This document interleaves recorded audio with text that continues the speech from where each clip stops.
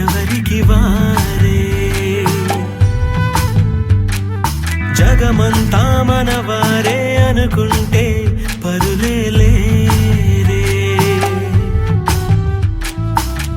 ఒకటే కొమ్మ పువ్వులు ఎన్నో ఒకటే సంద్రం అలలెన్నో అణువణువు మన ప్రాణం అందరి కోసం నలుగురిలో చూడాలి మన సంతోషం ఈ మాటకు రూపం